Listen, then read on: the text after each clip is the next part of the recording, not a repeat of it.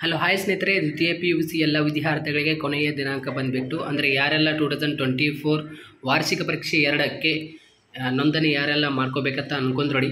ಪುನರಾವರ್ತಿತ ವಿದ್ಯಾರ್ಥಿಗಳಾಗಿರ್ಬೋದು ಮತ್ತು ಅದೇ ರೀತಿ ಯಾರೆಲ್ಲ ಉತ್ತಮ ಫಲಿತಾಂಶ ಮಾಡ್ಕೊಳ್ಬೇಕು ಅಂತ ಅಂದರೆ ಇಂಪ್ರೂವ್ಮೆಂಟ್ಗೋಸ್ಕರ ಇನ್ನೊಮ್ಮೆ ಎಕ್ಸಾಮ್ ಬರೀತಾ ಇದ್ದಾರೆ ನೋಡಿ, ಅಂಥ ವಿದ್ಯಾರ್ಥಿಗಳಿಗೆ ಕರ್ನಾಟಕ ಶಾಲಾ ಪರೀಕ್ಷೆ ಮತ್ತು ಮೌಲ್ಯ ನಿರ್ಣಯ ಮಂಡಳಿಯವರು ನಿಮಗೆ ಕೊನೆಯ ದಿನಾಂಕ ಕೊಟ್ಟಿದ್ದಾರೆ. ಸೊ ಯಾರೆಲ್ಲ ಇದುವರೆಗೆ ಫೀಸ್ ಕಟ್ಟಿಲ್ಲ ಕಾಲೇಜಿಗೆ ಹೋಗಿ ರಿಜಿಸ್ಟ್ರೇಷನ್ ಮಾಡ್ಕೋಬೇಕಾಗುತ್ತೆ, ನೋಂದಣಿ ಮಾಡ್ಕೊಳ್ಳಿ. ಇಲ್ಲಾಂದರೆ ಆನ್ಲೈನ್ ಮುಖಾಂತರ ಕೂಡ ಮಾಡ್ಕೋಬೋದು, ಆಯಿತಾ.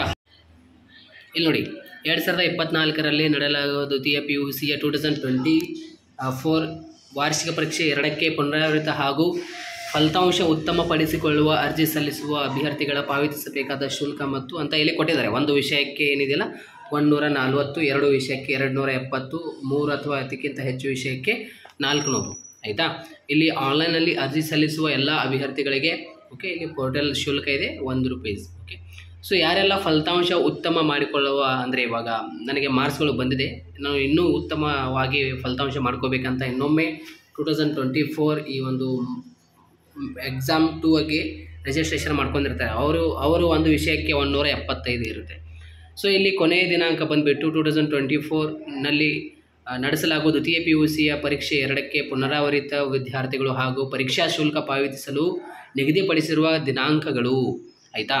ಇಲ್ಲಿ ನೀವು ಗಮನ ಇಟ್ಟು ನೋಡ್ಕೊಳ್ಳಿ. ಕೊನೆಯ ದಿನಾಂಕ ಬಂದುಬಿಟ್ಟು ನಿಮಗೆ ಯಾವಾಗ ಫಲಿತಾಂಶ ಪ್ರಕಟವಾಗಿದ್ದಿಲ್ಲ ಆವಾಗದಿಂದಲೇ ನಿಮಗೆ ಫೀಸ್ ಕಟ್ಟಲು ಅಂದರೆ ದಂಡರಹಿತದೊಂದಿಗೆ 16/4/2024 ಕೊನೆಯ ದಿನಾಂಕ ಆಗಿತ್ತು. ಇವಾಗ ದಂಡ ಸಹಿತ ದಿನಕ್ಕೆ ₹50 ಅಂತ ಏನಿದಿಲ್ಲ ನಿಮಗೆ 17/4/2024ರಿಂದ 18/4/2024 ಅಂದರೆ ನಾಳೆ ಕೊನೆಯ ದಿನಾಂಕ ಆಗಿರುತ್ತೆ. ಸೊ ಕಾಲೇಜಿಗೆ ಹೋಗಿ ಏನಿದಿಲ್ಲ ರಿಜಿಸ್ಟ್ರೇಷನ್ ಮಾಡ್ಕೊಳ್ಳಿ. ಸೊ 18/4/2024 ಮುಗಿದ ನಂತರ ಕೂಡ ಏನಿದಿಲ್ಲ ನಿಮಗೆ ಇನ್ನೂ ಒಂದು 4-5 ದಿವಸ ಅಂದರೆ 1-2 ದಿವಸ ಅವಕಾಶ ಇರುತ್ತೆ. ಸೊ ಕಾಲೇಜಿಗೆ ಹೋಗಿ ನೀವು ರಿಜಿಸ್ಟ್ರೇಷನ್ ಮಾಡ್ಕೋಬೇಕಾಗುತ್ತೆ. ಮಸ್ಟ್ ಹ್ಯಾವ್ನೇ ಕಾಲೇಜಿಗೆ ಹೋಗಿ ವಿಸಿಟ್ ಮಾಡ್ಕೋಬೇಕಾಗುತ್ತೆ, ಆಯಿತಾ. ಇಲ್ಲಿ ಕೊನೆಯ ದಿನಾಂಕ ಕೊಟ್ಟಿದ್ದಾರೆ, ಆದರೂ ಕೂಡ ಏನಿದಿಲ್ಲ ಅಲ್ಲಿ ಕಾಲೇಜಿನಲ್ಲಿ ವಿದ್ಯಾರ್ಥಿಗಳಿಗೆ ಏನಿದಿಲ್ಲ ಅವಕಾಶ ಇರುತ್ತೆ ಇನ್ನೂ 1-2-3 ದಿವಸ. ಸೊ ಅದಕ್ಕೆ ಏನಿದಿಲ್ಲ ಕಾಲೇಜಿಗೆ ಹೋಗಿ ನೀವು ವಿಸಿಟ್ ನೀಡಬೇಕಾಗುತ್ತೆ. ಸೊ ಎಲ್ಲ ವಿದ್ಯಾರ್ಥಿಗಳಿಗೆ ಶೇರ್ ಮಾಡಿ. Thank you so much.